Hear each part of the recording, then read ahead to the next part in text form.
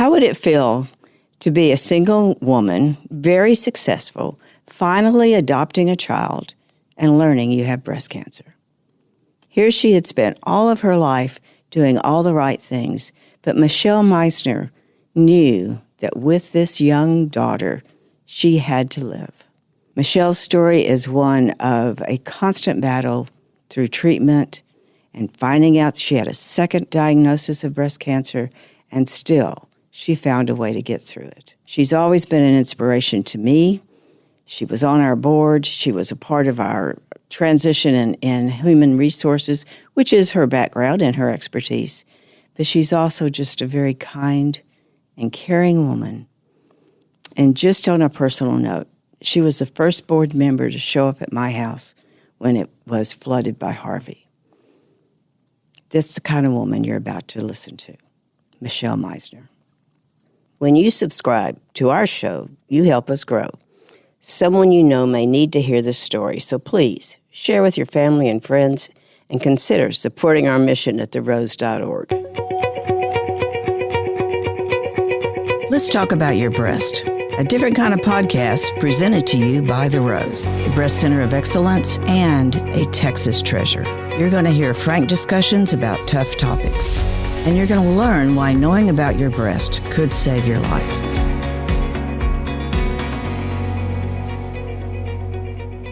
Michelle, it's so great. I mean, seriously great to have you here. And it's been such a long time since you've been to the building. Even though it seemed like for 12 years there, you lived here, almost.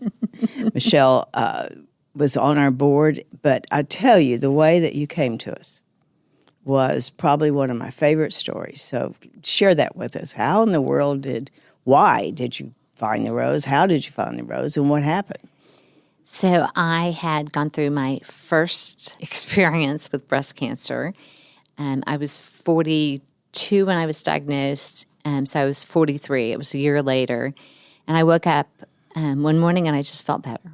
I mean, all of a sudden, I didn't hurt as much.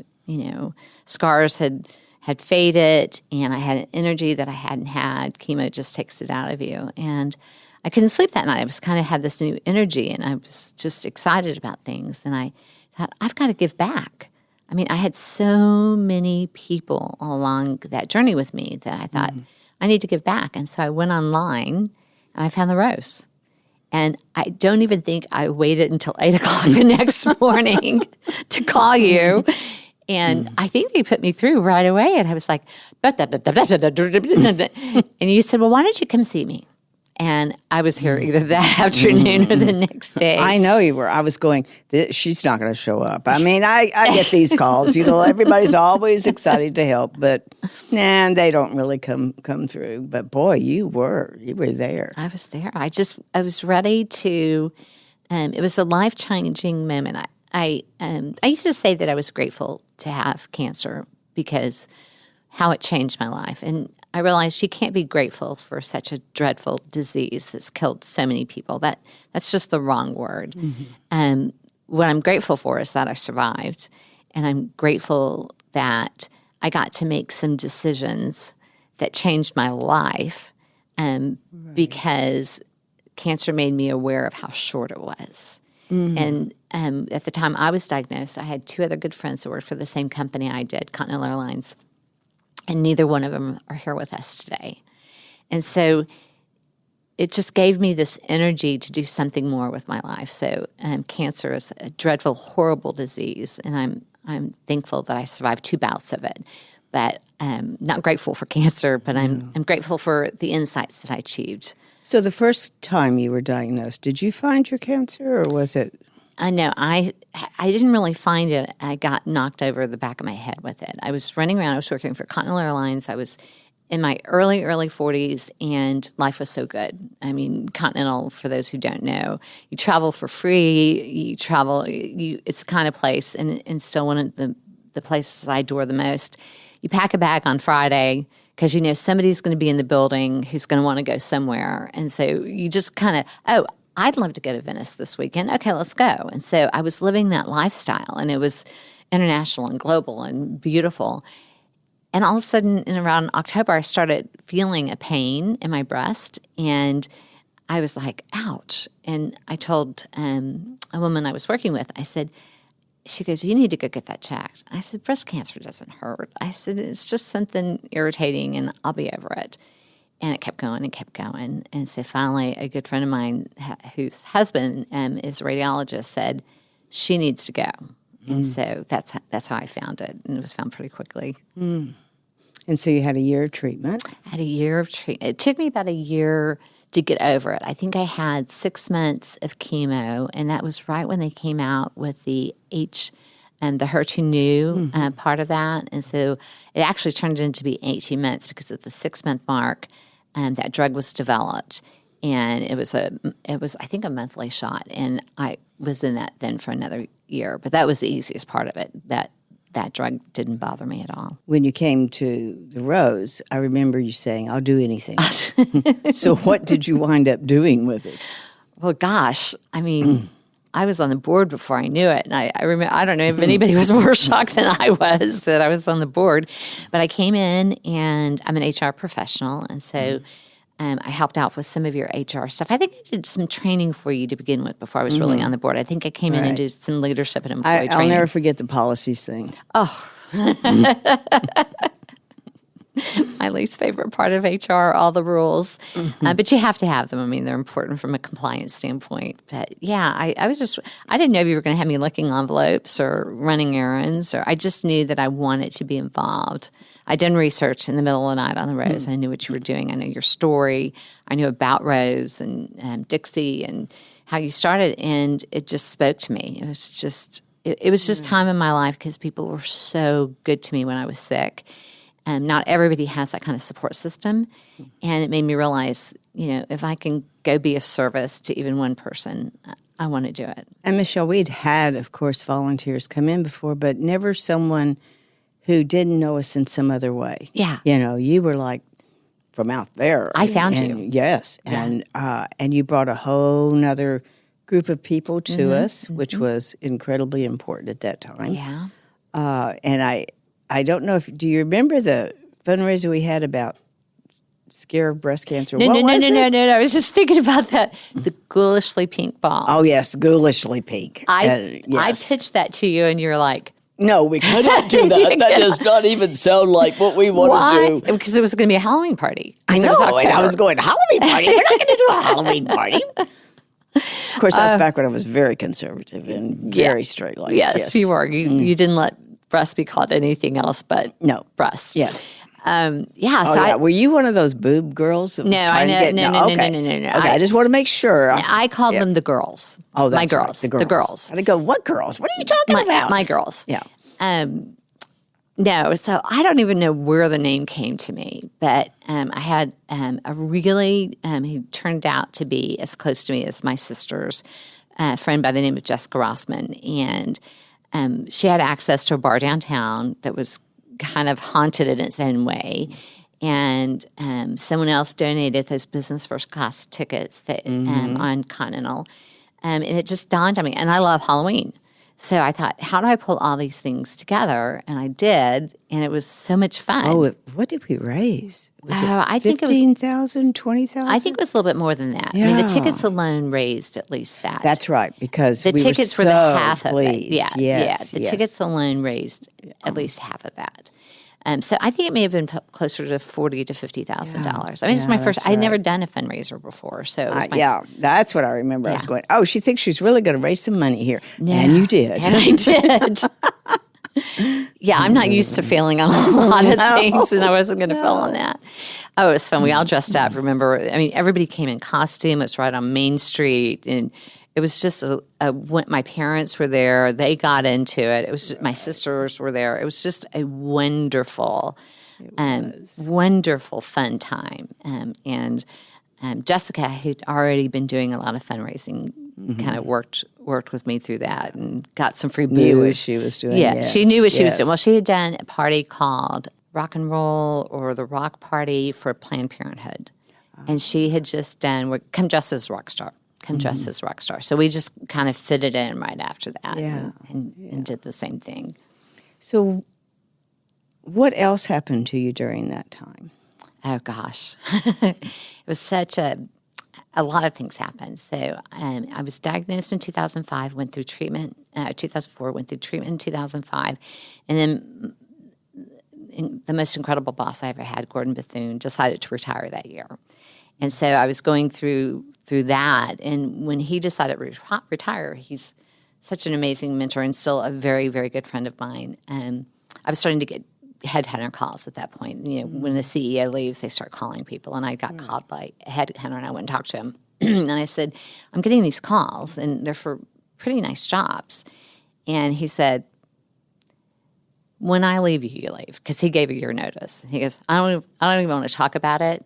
When I walk out the door, you walk out the door. And I'm like, okay. And so I took a year and found a job, and it wasn't the right fit for me. I mean, it's hard to go from this wonderful environment into something you don't know. Right. And it wasn't a real fit for me. That's also the year that I decided I was going to adopt my daughter. Cancer gave me that clarity. I mean, I was 42 years old, and I wasn't drifting through life, but I hadn't thought about what comes next. I was too busy traveling and having fun and, that. Right. And while I was going through cancer, I decided that and in fact, I actually went and saw a very well-known fertility doctor, and I said, can I still have, I'm 42 years old. So we talked about what that would look like. And in the end, I decided to adopt Micah. So that's probably the most significant thing that happened in my thought process. Yeah, what an amazing life-altering decision she was. She's now 20, she turns 21 in April.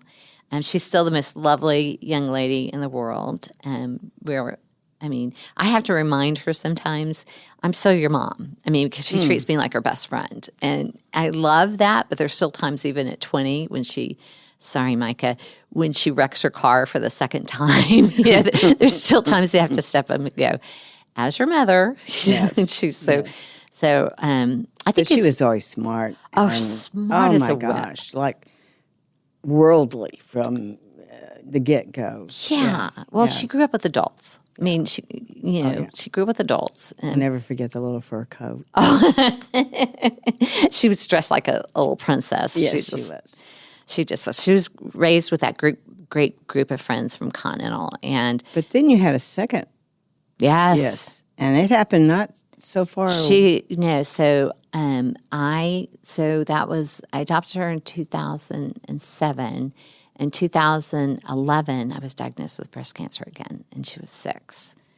And it was past the 5-year mark. And so nobody was more shocked than I was. I was at work one day playing with the necklace, and I was on a conference call, and I was like, uh-oh. And I went to Galveston, and my friend Gigi had adopted those 3 kids, international kids as well, and all of us were going to the beach. And after the kids went to bed, I said, I found something.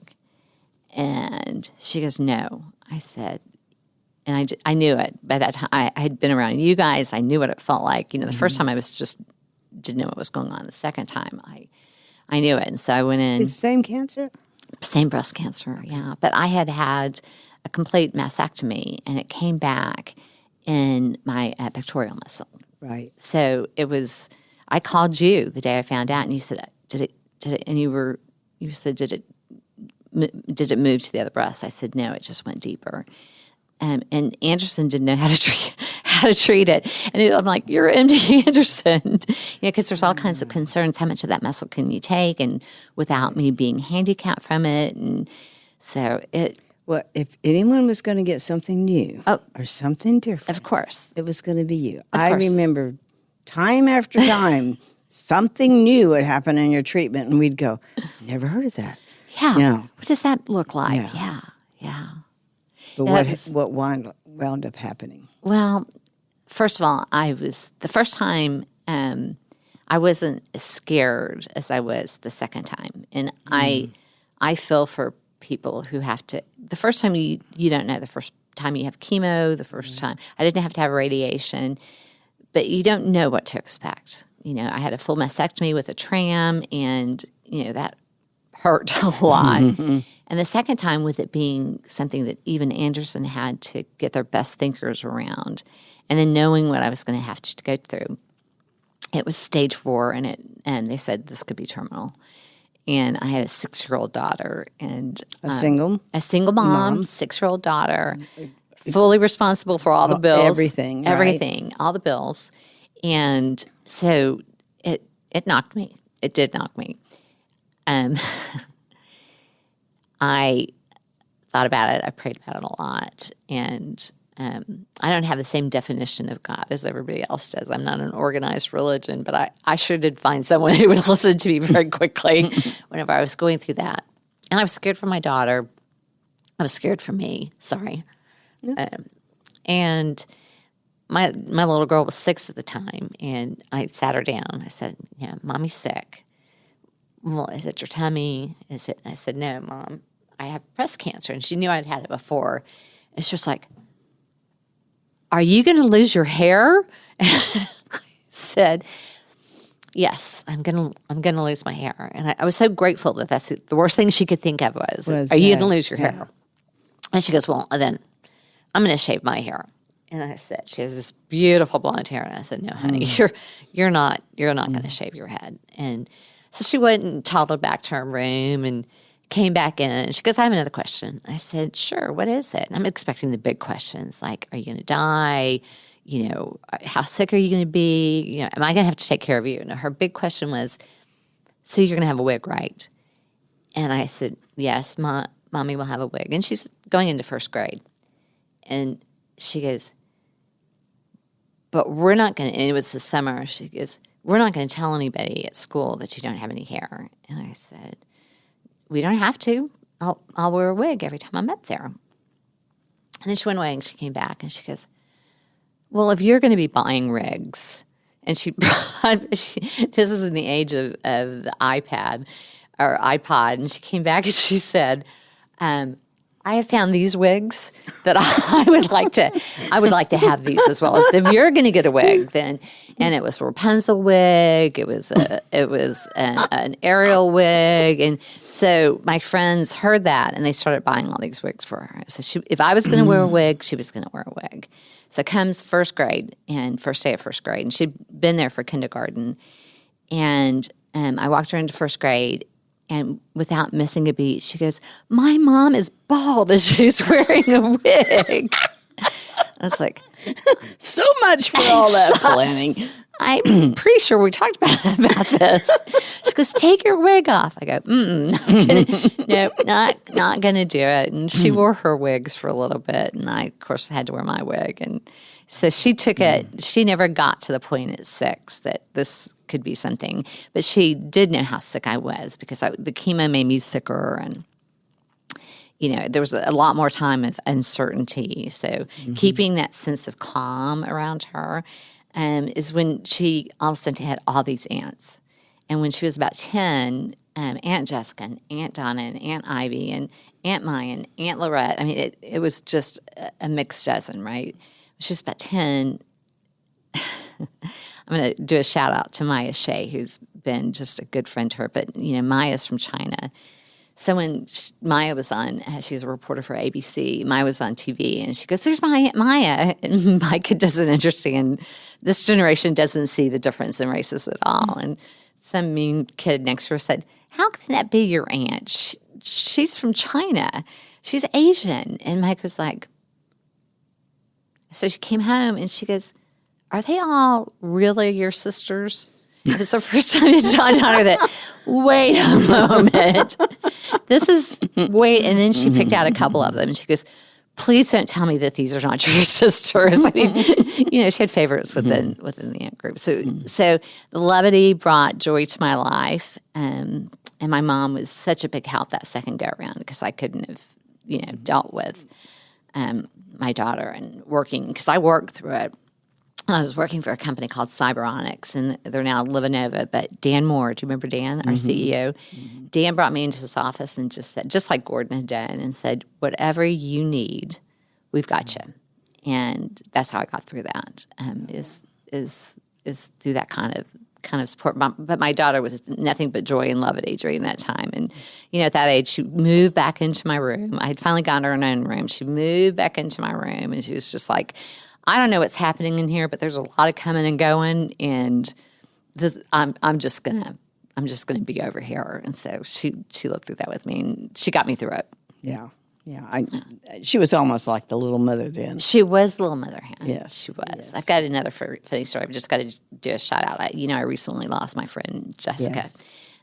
Very suddenly, very tragic, and is Gordon's partner, and she died suddenly in March, and I'm still not quite over that loss. That was just a tremendous. Jessica and I used to joke about we only had one brain between us, and she'd call me in the morning. She goes, "Who has it today?" And I go, "I sure hope it's me because I've got a big meeting at work, and I have it today."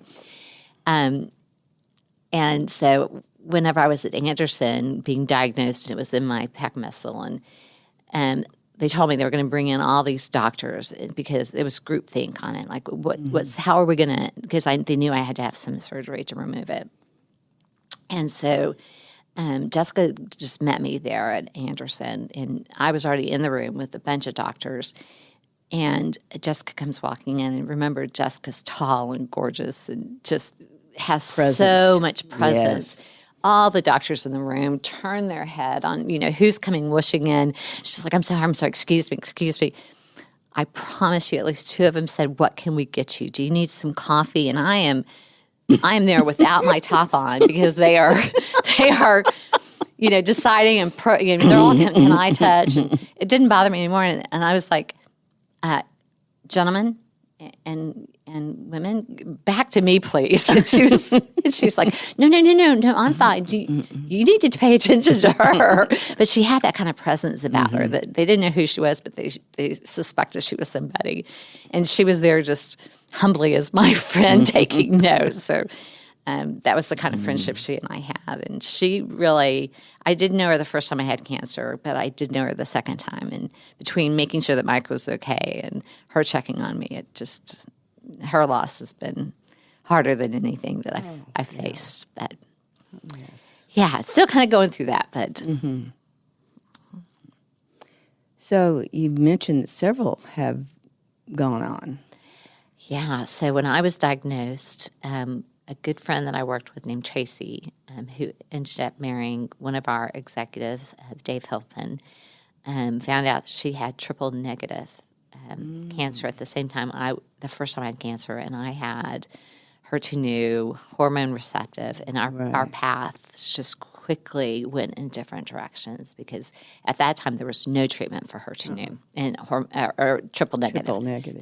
There was no. But it was very fresh for her too, also. Yeah, right. All of it was brand new. Yeah. And Tracy has a son who was probably about 6. I didn't have Micah yet, and she fought the brave fight for 6, 7, 8 years, and we weren't real public friends. Like, we would share texts, and I would go see her. I mean, because of the same family, because of the Connell family, she had lots of people surrounding her and Dave, and so she was more of the, my quiet friend, the one that at 1 o'clock in the morning she would send me a text or that kind of friend. And I got a text from Dave, and he said, "I don't think Tracy's going to make it through the night." And I said, "Do you want me to come up there?" And he said, "No, Tracy knows. She just wanted me to let you know."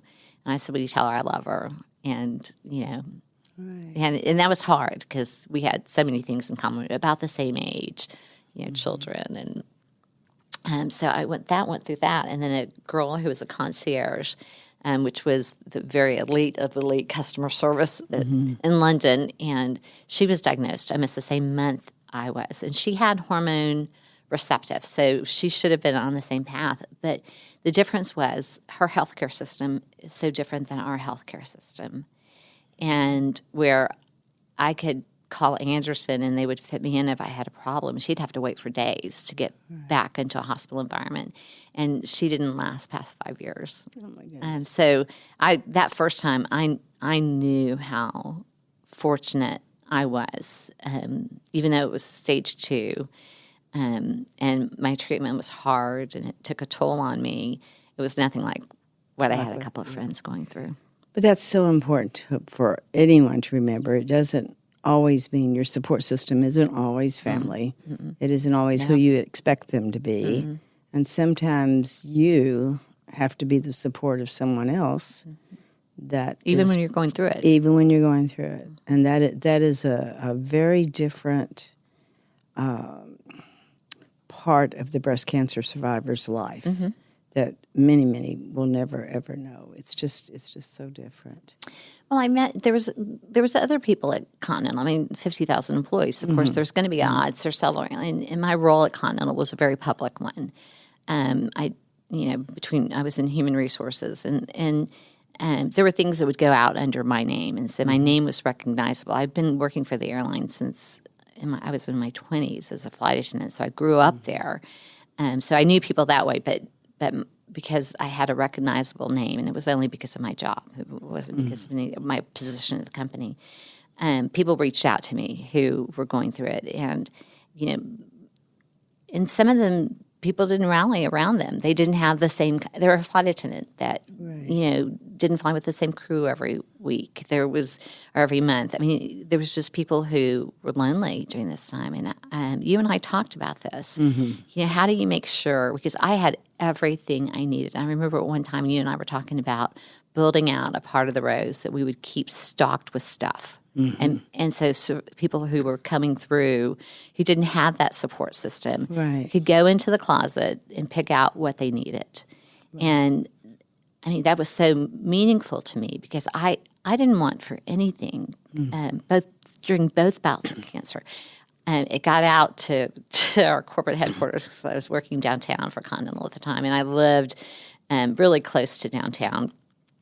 And someone told someone who told someone, right, that the only thing that really tasted good to me was Krispy Kreme donuts while I was going through chemo. That's all I wanted to eat was Krispy Kreme donuts. That was the only thing, that and a big glass of cold milk. And when I was going through chemo, I never, and remind me to tell you about the whole image that I had of myself. And people would know when I was going through chemo, knew when I wasn't going to be work because I was going through chemo, and I would always take a couple of days off. I'd open up my front door, and there would be boxes of Krispy Kremes. People would just come and put them in my front door. Oh, my gosh. So, but I realized not everybody had that kind of support system. And so another reason I was drawn to the Rose is, people need their people. And it may not be family. It may not be your husband. Probably isn't going to be their kids because they're dealing with their own. And so I was extremely blessed. Well, I think you taught us a lot about the importance of the employer and being sure that even though we innately knew all of this, it was like having those flexible policies that helped during these times. I mean, the things you brought to the Rose, Michelle, have hung around. They're still here. It's so good to still hear. Making a difference here, It was before I was diagnosed. I can't say that this was done for me, but one of the things, and it's in my toolbox, is health and welfare benefits. It's such and it hasn't gotten any easier. I mean, Obamacare has helped tremendously, but it really hasn't gotten that much easier on how do you get things covered that are important to people who have cancer, and women specifically. I mean, men have. I'm not saying they don't go through the same thing, but we live in Texas, and hair is important here. Right. I don't care how much people say, "Oh, you look so beautiful, bald." You will not find a woman who's going through chemo, and they'll go, "Oh, you just have a glow about you." And I'm like, "No, that's sweat. I am hot. That is just me hot. All the time, yes. All the time." And so before I had cancer, Gordon had met a flight attendant on board, and she was wearing a scarf. And he said, your scarf is beautiful, but why don't have you thought about getting a wig? And that's just Gordon. He just cares about everybody. And she said, our insurance doesn't pay for very good wigs. The most they'll pay is $300. And for those out here who've tried to buy a wig before, that doesn't get you anywhere. He changed our health policy that you could have up to $12,000 to purchase the best wig you can get. Wow. And so I went and got a long red real hair wig And I've never been a redhead before, but I was during that time. And just those kind of differences, that caring of, we're going to take care of you physically. And, our insurance is accepted at Anderson. And at Continental is when I really learned the charity end of, they had a very strong internal charity that would, and we all raised money for it. And because there's so many of us, there's over 60,000 employees, you give $2 a month, that adds up really quickly. And so we had kind of this war chest to help people who were going through really catastrophic times. But those are the kind of things that you don't think to go ask for. As a woman, you didn't. You just wig, $300 wig is scratchy, you're bald and it's itchy and you're hot all the time. And so, these breathable wigs are just, it makes the difference between life and death. Yeah. Yes. I mean, so single mother,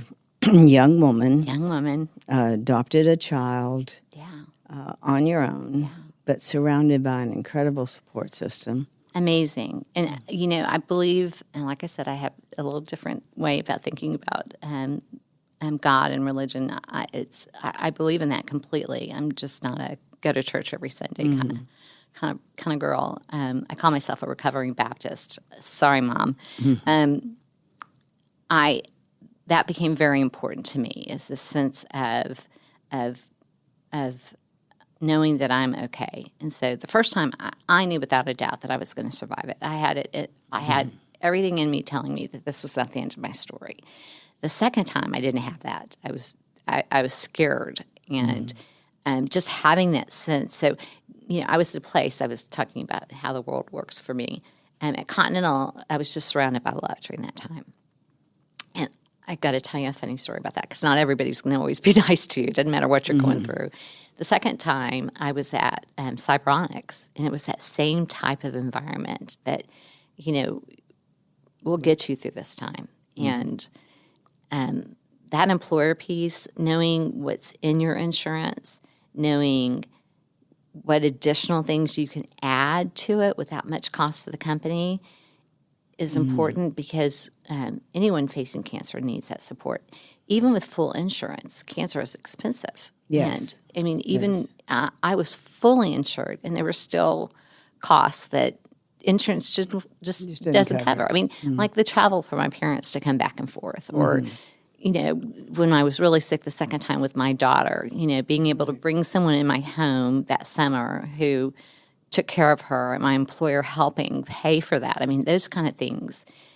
Companies really, and it actually has become a mission of mine as I continue to lead HR functions, that we understand, and it's not all breast cancer, it's any catastrophic event in your life, that I believe that companies have a moral obligation. You expect so much from your employees that when one of them is going through a catastrophic event, your employer should step in. And so I've been fortunate enough that I've been able to bring that to other jobs, other companies I've led HR for. Right. So if you had one message to leave for Micah, what would it be? I think about that a lot. Now as a 20-year-old and a junior, I think it's understanding your self-worth. And I learned this from the Rose. I didn't know this before here.